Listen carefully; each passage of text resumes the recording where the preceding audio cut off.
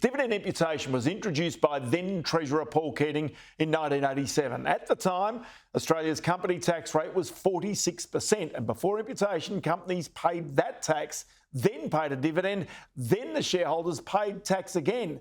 That was 57% for anything above $35,000 a year. The imputation system gave a credit for the tax that companies had already paid. Fast forward 36 years later, and Treasurer Jim Chalmers has introduced legislation to strip back the tax benefits where companies have buybacks of their own shares or indeed have issued new capital. But this move has found sharp criticism, political and from the investment industry. Well, they're intended to deter the distribution of franking credits. That's the whole point of them. $600 million worth is the objective. I suspect there's some real risk that it'll be significantly more because it's very broadly worded legislation.